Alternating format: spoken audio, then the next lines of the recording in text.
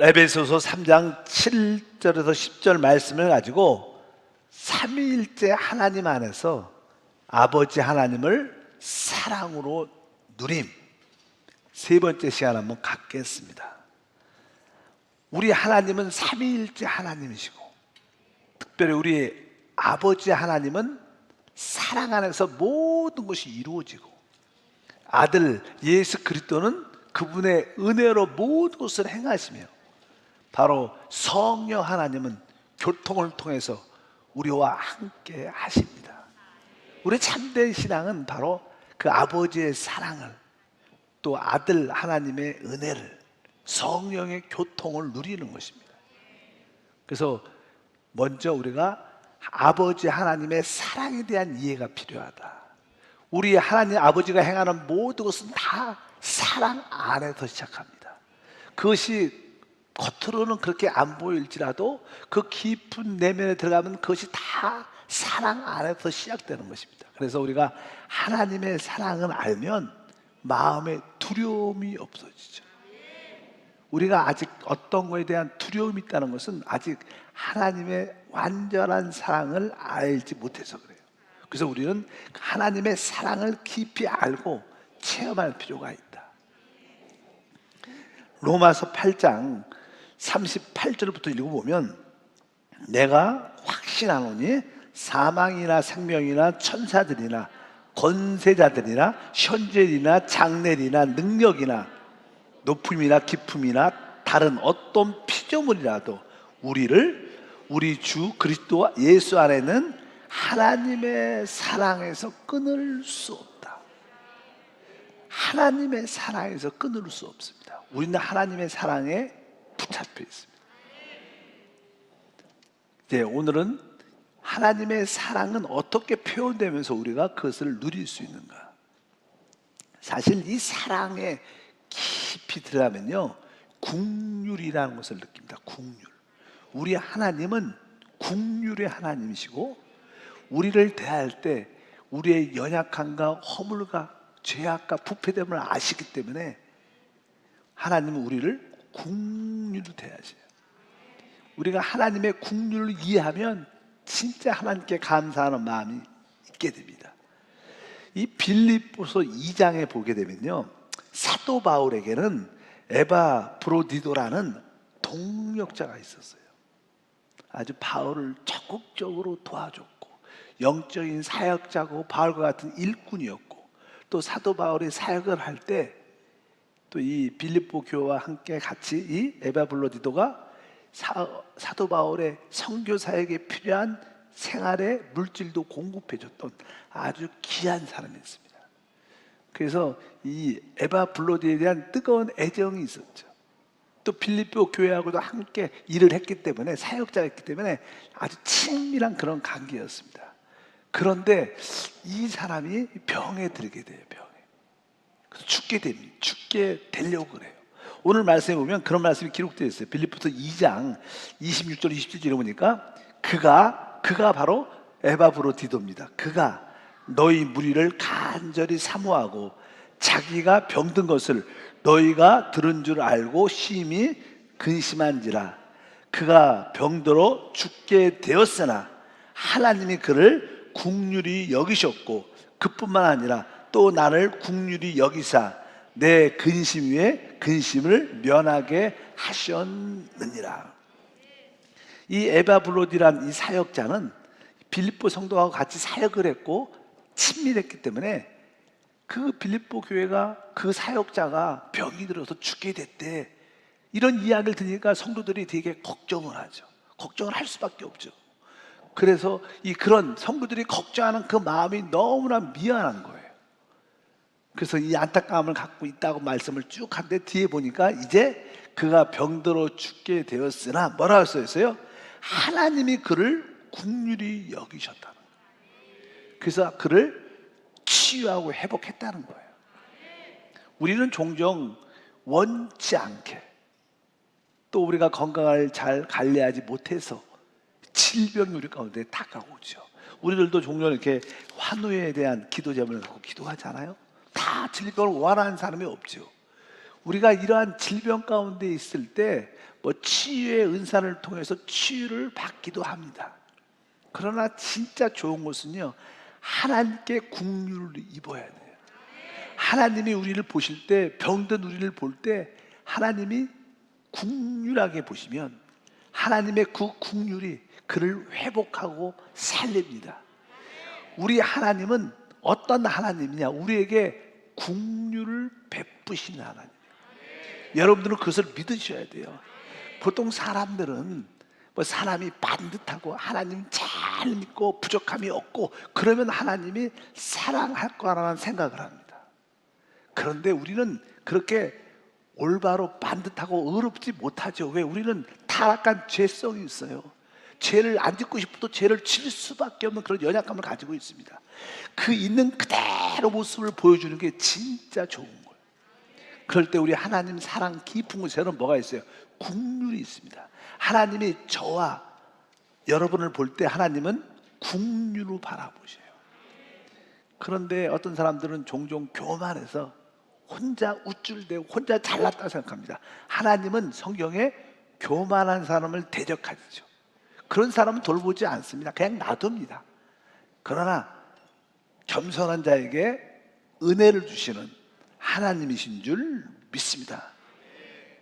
에바브로디도가 죽을 뻔한 병 가운데 있었지만 하나님의 국률을 입어서, 여러분들도 혹시 질병 가운데 있는 사람들은 하나님 앞에 나와서 하나님, 나에게 하나님의 국률을 알게 하시고 국률을 보게 하시고 내가 하나님의 국률을 체험하기를 원합니다. 이렇게 상한 마음을 가지고 하나님께 기도할 때마다 우리에게 회복의 놀라운 역사가 함께 할 줄 믿습니다.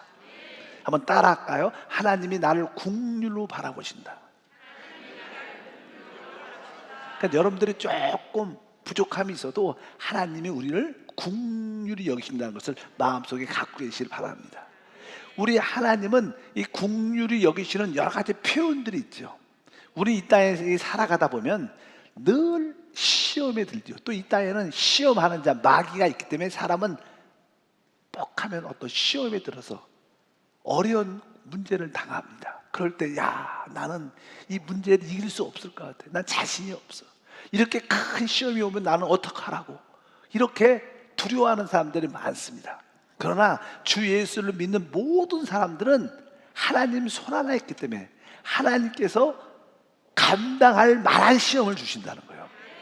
만약에 여러분들이 감당하지 못할 시험이라면 하나님이 주지 않습니다. 왜? 그분은 국률이 있으셔요. 그냥 들지 못하는 것을 억지로 들어보라 이렇게 하지 않아요. 들을 만한 걸 갖고 들어보라고 말씀하셔요. 국률이 있는 하나님인 것을 아시길 바랍니다.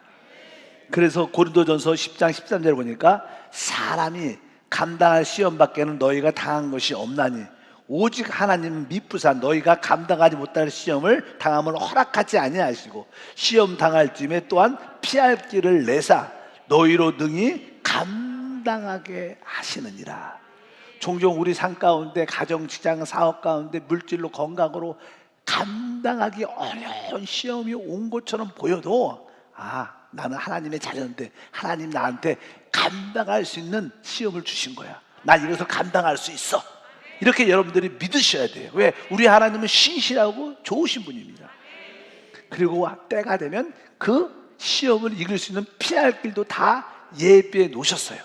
그래서 여러분들은 어떠한 시험이 다가와도 여러분들은 하나님께 원망이나 불신을 가져서 안 된다.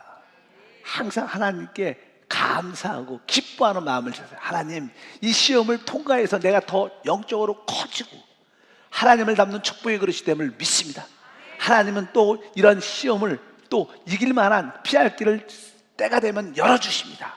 이런 담대한 믿음이 있어요. 왜? 그분은 사랑과 긍휼이 하나님. 여러분들이 그 사랑과 긍휼의 하나님을 믿으시고 어떠한 시험이 와도 이기시길 주의 이름으로 축복합니다. 또 능히 이길 수 있다는 믿음을 갖고 선포하시길 축복합니다. 그럴 때마다 하나님은 피할 길을 때에 맞춰서 착착 열어주셔서 그 하나님의 긍휼을 우리에게 보여주시는 줄 믿습니다. 또 우리 하나님의 긍휼, 그 사랑에 대한 다른 표현들은 하나님은 우리 생활의 필요를 채워주시는 분. 하나님은 사람을 창조할 때 우리 사람의 생명도 창조하시고 우리의 몸도 창조했어요. 그래서 우리 하나님은 우리 몸의 필요를 아십니다.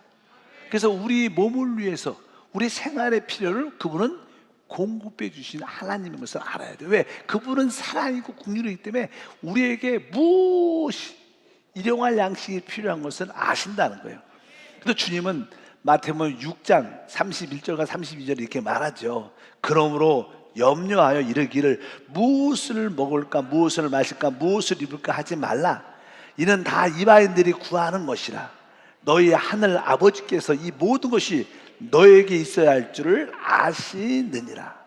바로 그분께서 바로 우리의 몸도 창조했기 때문에 우리 몸에 필요한 일용할 양식의 모든 것을 공급해 주신 하나님이시구나.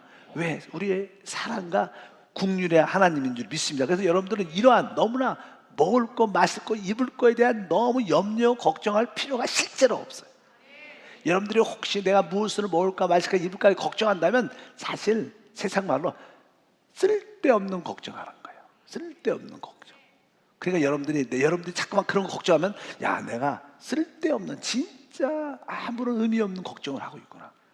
왜? 우리 하나님은 다 아시고 그분이 우리를 창조하셨기 때문에 우리의 필요를 분명히 아시는 줄 믿습니다. 만약에 여러분들이 그러면 나는 진짜 하나님이 나의 생활의 모든 필요를 돌보시는 하나님인 것을 내가 진짜 믿기 원해, 누리기 원해. 그러면 원래 그 다음 구절에 뭐가 있냐면 이렇게 써 있어요. 바로 너희는 먼저 그 나라와 그 일을 구하라. 그리하면 이 모든 것을 너희에게 더하신다. 진짜 하나님의 돌보심을 체험하려면 여러분들이 한 발 더 나가서 내가 적극적으로 하나님 나라와 하나님의 의를 구해 보십시오. 하나님 나라와 하나님의 의를 구하면 하나님이 이 모든 것을 더해 주신다. 왜? 그분은 사랑이자 긍휼이세요. 그의 하나님의 나라와 의가 무엇입니까? 하나님의 나라는 이 땅에서 교회고 여러분들이 합당하게 교회 생활을 올바로 하면 바로 여러분들은 하나님 나라를 구하는 거예요. 바로 여러분들은 지금 뭐예요? 하나님의 나라를 구하는 거죠. 왜? 하나님의 나라는 교회고 교회의 실제는 교회 생활, 합당한 교회 생활을 제대로 하면 하나님이 채워주고 넘쳐주셔요. 그리고 하나님 나라와 하나님의 하나님의 의는 그리스도죠. 그래서 여러분들이 이 교회 생활을 통해서 누구를 내 안에 사시는 그리스도를 나타내는 거예요. 이것이 하나님의 의입니다. 그러니까 내가 올바른 교회 생활을 갖는 것이 하나님 나라를 구하는 것이고 이제 내가 이 교회 생활을 통해서 내 안에 살아 역사하신 예수를 표현할 때 내 안에 그리스도를 표현할 때 하나님의 의를 구하는 것이구나. 그럴 때 하나님은 여러분 삶에 필요한 모든 것을 넉넉히 채워주는 은혜와 축복이 함께할 줄 믿습니다. 왜냐하면 우리가 하나님을 체험한다는 것은요 하나님의 그 자신을 주신다는 거예요. 하나님의 그 자신, 하나님은 생명이니까 우리가 하나님을 만난다는 것은 하나님의 생명을 계속 공급받는 거예요. 우리가 육신의 힘이 약할지라도 하나님을 생명으로 공급받으면 우리 깊은 곳에서 말할 수 없는 기쁨과 어떤 에너지가 흘러나와서 또 모든 환경과 모든 것을 이길 수 있는 신과 은혜가 함께할 줄 믿습니다. 그리고 나서 또 우리가 하나님의 긍휼에 대한 하나님은 우리의 생활에 필요한 것도 채워주시지만 또 우리는 먹고만 사는 게 아니죠. 우리에게는 우리 혼이라는 존재가 있습니다. 그래서 우리 마음도 편해야 돼요. 하나님은 우리를 사랑하고 긍휼하기 때문에 바로 우리의 마음과 생각도 지키시는 거예요. 먹을 것만 생활의 필요만 채워주는 게 아니라 바로 우리 마음의 생각과 마음도 그분이 평강으로 지켜주시는 놀라운 일들을 합니다. 빌립보서 4장 7절에 기록되어 있습니다. 그리하면 모든 지각에 뛰어난 하나님의 평강이 그리스도 예수 안에서 너의 마음과 생각을 지키시리라. 무엇으로? 평강의 하나님. 사실 우리 하나님은 평강 그 자체입니다. 하나님이 우리 안에 오시면 우리는 또 우리 안에 오신 그 하나님을 이렇게 만지고 체험하면 우리는 평강이라 참 안정된 그러한 내적인 체험을 우리 모두가 갖게 됩니다. 원래 사람들은요, 항상 대화도 그렇고 우리 눈에 보이는 것이 거의 70에서 80% 이상은 대부분 부정적인 것이에요. 그러니까 우리가 사람한테 이야기를 듣고 눈으로 무엇을 보고 환경을 바라보면 염려와 근심이 당연하게 오게 돼 있어요. 그래서 뭐 대부분 사람들은 평생 염려하다, 걱정하다 산대.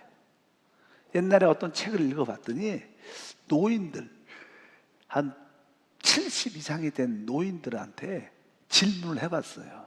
살면서 가장 후회된 것이 무엇이냐? 후회된 게. 그러니까 인생을 살면서 가장 후회된 것 첫 번째가 뭐냐면요, 걱정 안 해도 되는 것을 걱정하고 산 게 가장 후회된대요. 사실 여러분도 지금 지금 걱정하고 있잖아요. 나름대로 걱정하고 있는데 사실 시간이 지나면 그거 걱정 안 해도 다 해결돼 있고 걱정 안 해도 아무것도 일도 안 생겼는데 그냥 미리 걱정을 그렇게 많이 하고 산대. 가장 후회되는 게 내가 그 걱정하는 사이에 기쁘고 행복하게 살 걸. 가장 큰 후회가 너무나 걱정과 염려가 많이 하면서 산 게 후회된다는 거예요. 여러분의 걱정과 염려의 대부분은 의미 없는, 실제로 앞으로 일어나지도 않는 것을 걱정하는 거예요. 사단이 그렇게 역사하죠. 그래서 하나님께서 바로 무엇을? 평강의 하나님은 우리 안에 찾아오셔서 우리의 마음과 생각을 지켜주시는, 마음과 생각을 지켜주십니다. 그러니까 여러분들의 생활의 필요뿐만 아니라 우리가 행복하게 살 수 있도록, 기뻐할 수 있도록 우리 마음과 우리의 생각을 지켜주시는데, 바로 그 지켜주시는 방법이 바로 평강으로. 사실 이 말씀을 읽어보니까 그리하면 모든 지각에 뛰어난 하나님의 평강, 여기에는 그냥 어떤 깊은 하나의 내용이 있어요. 하나님이 이 우주를 창조하시고 사람을 창조하시고 그 사람을 통해서 하나님의 영광을 나타내기로 하나님이 계획하고 목적하셨어요. 그런데 첫 번째 창조에서 타락한 천사가 바로 이 창조된 이 우주를 혼돈하게 만들었고, 배역함으로 또 하나님이 정상대로 창조한 사람을 어떻게 해요? 타락시키고 하나님 목적을 이루지 못하도록 만들어놨어요. 그러면 하나님이 어떻게, 마음이 야 큰일 났다, 이거 빨리 해결해야 되는데, 이런 마음이 두려울 수도 있고 걱정될 수도 있잖아요. 근데 우리 하나님은 모든 지각에 뛰어난 평강이 있으세요. 사단이 아무리 뒤집어 놔도 우리 하나님은 평강이 흔들리지 않아요. 우리 사람들은 어떤 일을 막 진행하다가 일이 좀 안 되고 막히고 그러면 막 두렵고 염려하고 걱정돼 갖고 빨리빨리 해야 되는데 막 이런 생각이 있잖아요. 근데 우리 하나님은 여유가 있으셔. 흔들리지 않는 뭘? 평강. 모든 지각에 뛰어난 평강. 하나님이 바로 그 평강으로 우리를 지켜주시는 거예요. 하나님, 나의 마음과 생각을 그 영원히 흔들리는 그 평강으로 나를 지켜주시옵소서. 바로 여러분들이 하나님을 공급받다 보면, 하나님의 생명을 받아들이다 보면 바로 그 모든 지각에 뛰어난 하나님의 평강, 아무리 사단이 뒤집어 놓고 혼돈케 해도 하나님은 까딱도 안 하시고 여유 있게, 그래 사단아 더 해봐라, 한 번 더 해봐라, 그러면서 웃으시면서 모든 것을 즐기고 누리는 하나님, 그런 여유와 평강이 있게 주시면 축복합니다. 이것도 뭐예요? 우리 하나님이 우리를 사랑으로, 우리를 긍휼로 대하시기 때문에 그분은 우리의 마음과 생각을 평강으로 지켜주시는 사랑과 긍휼의 하나님이신 줄 믿습니다. 뭐 지금은 이렇게 좀 이렇게 좋은 얘기는 많이 했어요. 감당 못할 시험은 주시지도 않고 우리 생활의 필요도 채워주시고 또 우리의 마음에 바로 마음과 생각을 평강으로 지켜주시는 좋으신 하나님이죠. 그런데 우리 이 하나님은 또 하나의 놀라운 사랑이 있습니다. 그것은 바로 그분이 우리를 대할 때 종종은 우리를 징계한다는 거예요. 징계. 우리 사실 자녀를 우리 부모님들이 키우다 보면 종종 자녀들이 조금 잘못되면 이렇게 사랑의 매를 한 번씩 들죠. 어떤 부모님들은 우리 난 자녀에게 손을 한 번도 안 댔어, 이렇게 사랑의 매로 그렇게 말하면 어쩌면 그 부모는 그 자녀를 진정으로 사랑하지 않는 거예요. 우리는 부모 입장에서 자녀가 잘 되길 원하지.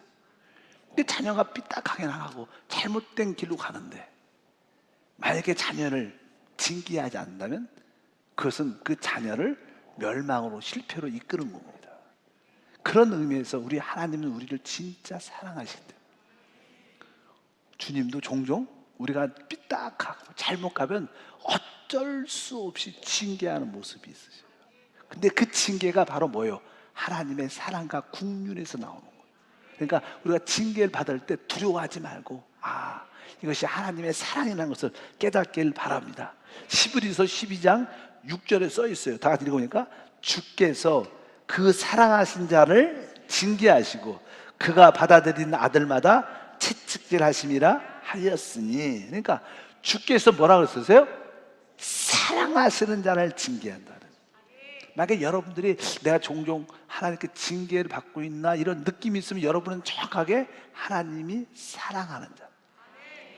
나는 징계도 안 받고 나는 뭐 하나님이 그냥 뭐 그런 거 없던데, 그것은 남의 집 자식입니다. 진짜 자식이 아니야. 우리 여러분도 그러잖아. 남의 자식 때리지 않아요. 뭐라고 안 그래.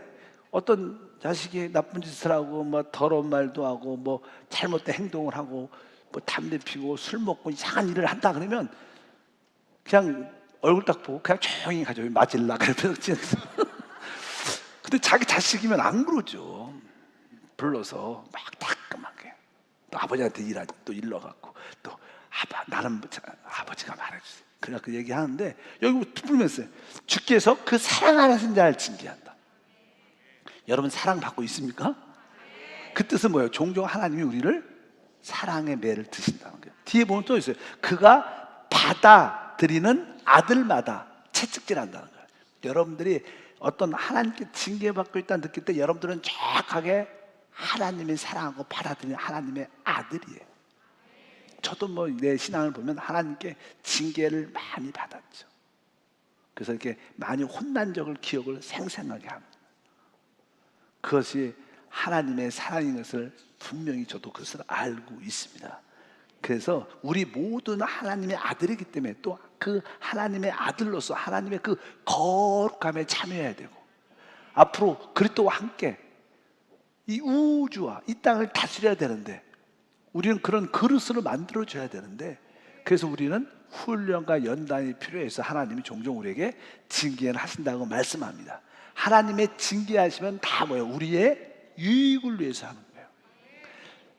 사단, 도둑은 우리의 인생을 도둑질하고 죽이고 멸망시키는 것이지만 바로 우리 주님의 모든 사랑과 징계는 우리를 바로 유익을 주게 하고 그것이 다른 거죠.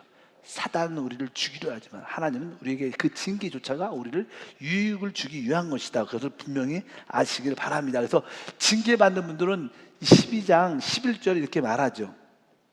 무릇 징계가 당시에는 즐거워 보이지 않고 슬퍼 보이나 후에 그로 말미암아 연단받은 자들은 의와 평강의 열매를 맺는다.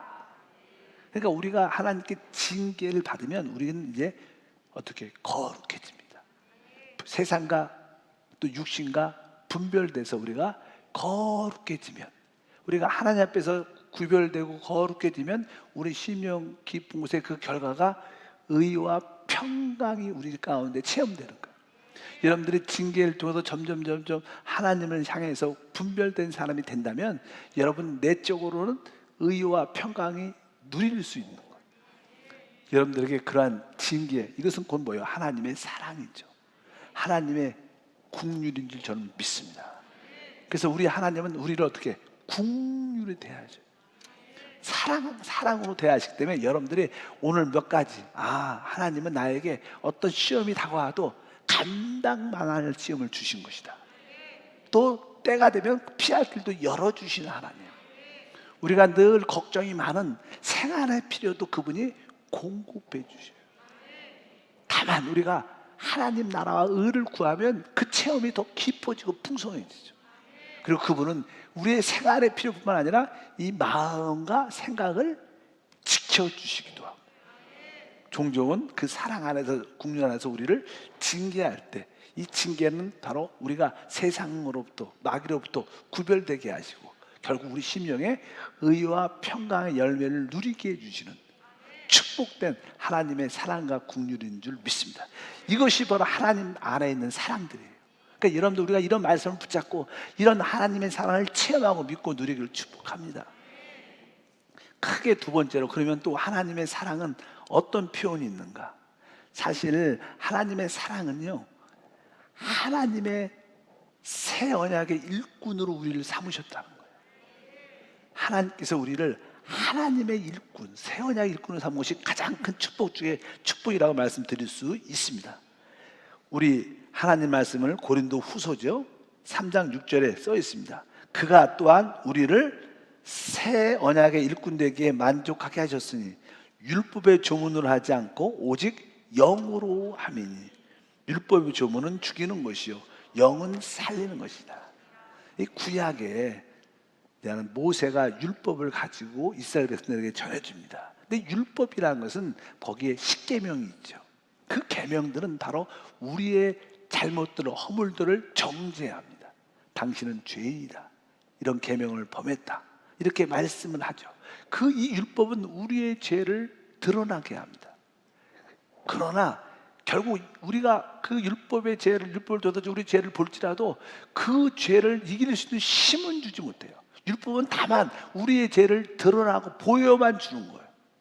근데 신약에서 하나님이 주시는 이 복음은, 하나님 주시는 이 성령은, 생명은 우리의 죄를 드러나게 할 뿐만 아니라 그 죄를 이길 수 있는 능력도 주시는 거예요. 그것이 신약이죠. 새 언약이죠. 새 언약은 뭐예요? 살리는 거예요.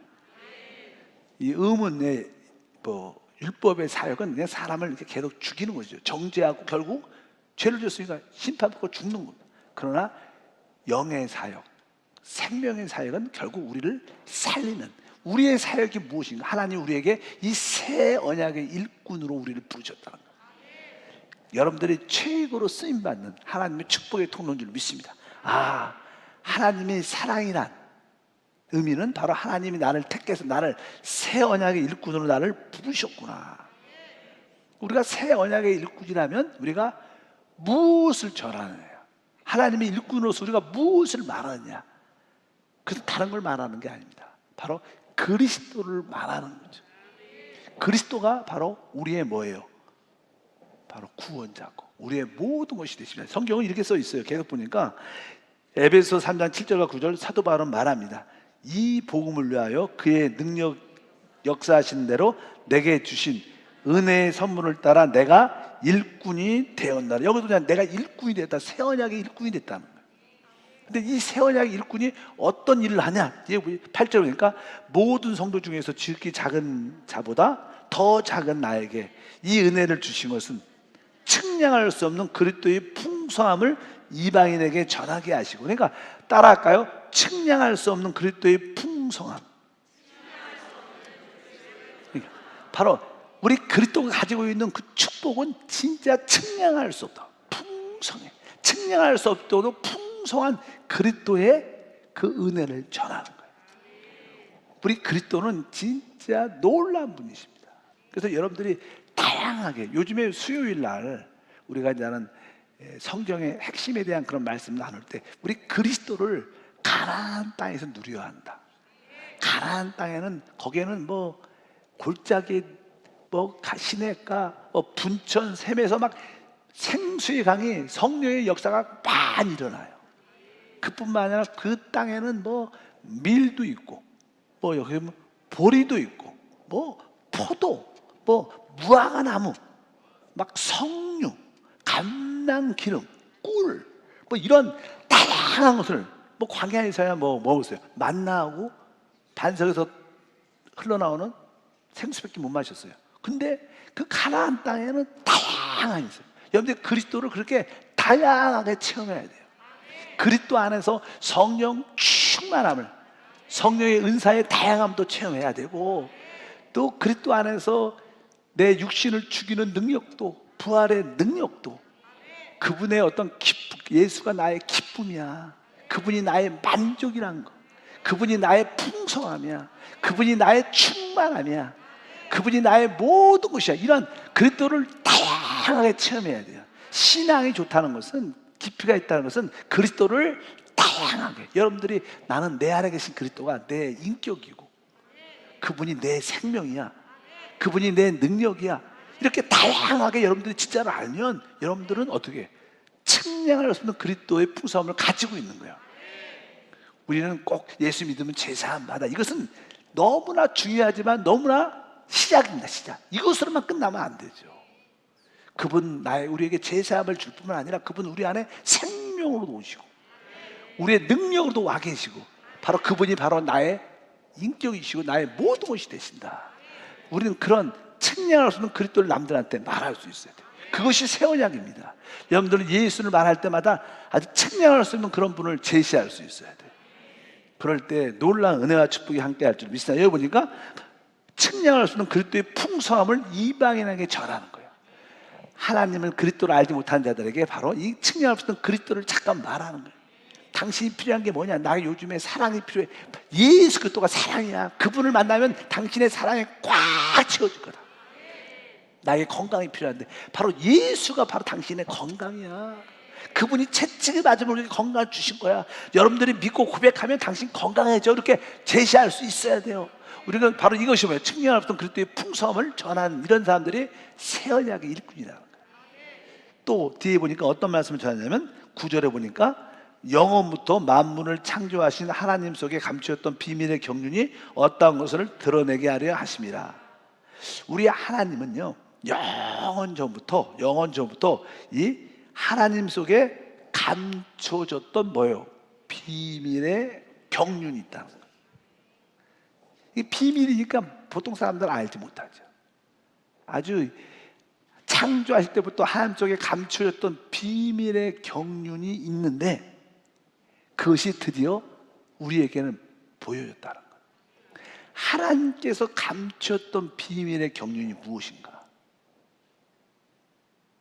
무엇일 것 같아요? 원래 하나님은요, 그 놀라운 하나님 자신을 누구에게? 하나님이 택한 사람에게 주시기를 원했어요. 그 사람 안에 들어가서 그 사람과 하나 되기를 원한 게 원래 성경에 계십니다. 이거는 오랫동안 감춰져 있었어요. 알지 못해요. 어떤 누구도 알지 못했습니다. 천사들도 모르죠. 감춰졌던 비밀의 경륜은 하나님은 어떤 뜻이 있었냐면 하나님의 자신을 하나님이 택한 여러분에게 주시는 거예요. 그래서 그분이 뭐예요? 우리를 그렇게 형상대로 만들고 그분이 결국 어떻게 죽음과 부활을 통해 우리 안에 오신 거예요. 이게 진짜 대박이죠. 그 크신 하나님이 바로 우리 안에 오셨는데 택한 사람 안에 자신을 주시는 거예요. 그것이 비밀의 경륜인데 그것이 지금 어떻게 이루어졌죠. 바로 하나님의 비밀의 경륜을 체험한 사람들, 그러니까 하나님 자신을 바로 받아들인 사람들은 뭐라 그래요? 교회라 그래요. 그들을 교회라 그래요. 그래서 이제 그 다음 절에 뭐라고 써있습니까? 읽어보니까 그 다음 절을 읽어보세요. 10절에 뭐라고 써있어요? 이는 이제 교회로 말미암아 하늘에 있는 통치자들과 권세들에게 하나님의 각종 지혜를 알게 하랍니다. 그러면서 바로 우리 교회, 바로 우리 교회는 뭐예요? 내 안에 주님이 오셨고 나도 주님 안에 있고 우리 모두가 하나 된 거예요. 이 교회로 바로 이 우주에 있는 천사들 모든 권세들에게 하나님의 지혜를 보여주는 거예요. 봐라, 내가 드디어 교회를 얻었다. 이게 바로 내가 감추었던 비밀인데 이제 너들 깨달아라. 교회를 통해서 모든 것이 통치될 것이고 교회를 통해서 모든 것이 이루어질 것이다. 그래서 성경은 바로 성령과 신부 곧 교회가 하나 되는 거예요. 이게 뭐야? 하나님의 감춰졌던 비밀의 경륜이에요. 어떤 누구도 몰랐어요.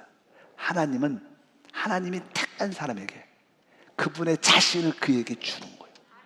그와 하나 되는 거예요. 그런 모임, 그렇게 된 사람을 교회라 그러죠. 그러니까 우리가 교회란 단어는 놀라운 단어예요. 그래서 주님은 뭐예요? 교회를 위하여 자기 자신의 생명을 바친 거예요. 그만큼 하나님이 기뻐하는 거예요. 바로 우리는 이러한 사실을 말해야 돼요.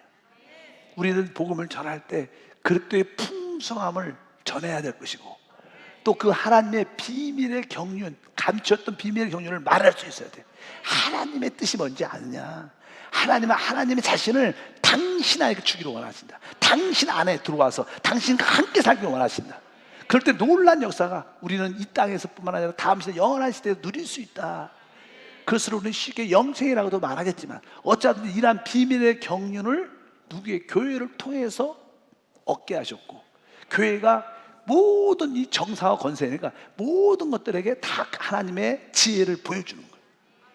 나중에 이 교회가 온전히 세워질 때 천사들이나 이 만물 모든 것이 그 교회를 불어보고 놀랄 겁니다. 지난 시간에 그런 말씀했습니다. 하나님의 최고의 걸작품은 이 우주도 아니라 그랬어요. 이 땅도 아니에요. 처음에 만들어진 사람도 아니에요. 결국 뭐예요? 그도 타락했으니까 결국 뭐예요? 회복돼요. 구속돼요. 하나님의 생명을 영접한 교회라는 거예요. 교회가 하나님의 최고의 걸작품이고 하나님의 완전한 시입니다. 시. 그러니까 하나님은 교회 얘기를 들으면 행복해 하셔요. 여러분들도 행복하시길 바랍니다. 오늘 그러니까 우리는 복음을 어떻게 전하냐? 측량할 수 없는 그리스도의 풍성함을 만들에게 얘기할 뿐만 아니라 결국 우리 모두가 하나님을 다 우리 안에 담아, 그리고 서로 하나가 될 때 진짜 교회가 되는 거예요. 그럴 때 하나님은 그 교회를 통해서 하나님의 뜻을 이 땅에서 우주에서 이루실 줄 믿습니다. 이런 것을 말 안 합니다. 우리가 그런 새 언약의 일꾼으로 택감 받은 것이 뭐예요? 하나님의 사랑하니까 주신 거예요. 아무한테 이런 것을 안 맡기죠. 하나님 우리를 진짜 사랑하십니다. 그래서 여러분 모두를 새 언약의 일꾼으로, 하나님의 일꾼으로 은혜를 주신 줄 믿습니다. 그래서 우리는 만나는 모든 자들에게 이것을 말해야 돼요. 뭐 그 하나님의 사랑을 말해야 돼요. 우리 하나님은 사랑이시다. 당신도 하나님의 사랑을 마음껏 누리고 체험할 수 있다. 실제로 사람은요, 이 땅에서 무엇을 갈구하냐면 사랑을 갈구하죠. 사랑 자체가 하나님이니까. 하나님은 사랑이다. 여러분들이 종종 어느 때는 이게 마음이 허해요. 공허해요. 내가 부인이 있는데도, 내가 남편이 있는데도, 내가 자식이 있는데도 이상하게 집에 있어도 이렇게 부족함을 느낄 때가 있어요. 실제로 그래요. 근데 여러분들이 하나님의 사랑을 다시 한번 깨닫고 충만해지면 그런 느낌이 아무도 안 나요. 그런 하나님의 사랑으로 충만해지면 남편에게도 잘 나오고 대답이, 아내들한테도 표현이 좋아지고 자식한테도 잘 됩니다. 근데 그 안에 하나님에 대한 사랑이 부족하면 그냥 짜증나고, 남편에 대해서, 아내에 대해서 투닥거리고, 애들한테도 그냥 괜히 잘못은 본인이 하고 애들한테 화를 내고, 이럴 때 뭐예요? 사랑이 부족해서. 여러분 다시 한번 그 하나님의 사랑으로 충만하기를 원합니다. 그래서 이 아버지의 사랑이 이런 놀라운 사랑입니다. 하나님, 내가 이 아버지의 사랑으로 충만하여 모든 것에 자유하고 넘치게 하옵소서. 그래서 여러분들이 아버지의 사랑을 마음껏 누리는 성도가 되길 주님으로 축복합니다. 하나님 감사합니다. 다시 한번 아버지의 사랑을 마음껏 알고 체험하고 누리게 도와주옵소서. 아버지께서 우리에게 행하는 모든 것은 그 사랑 안에서, 국률 안에서 이루어집니다. 그러므로 우리는 두려워하지 말고, 염려하지 말고, 강하고 담대함으로 마음껏 주 앞에 나오게 하옵소서. 주 예수 이름으로 기도함나이다. 아멘.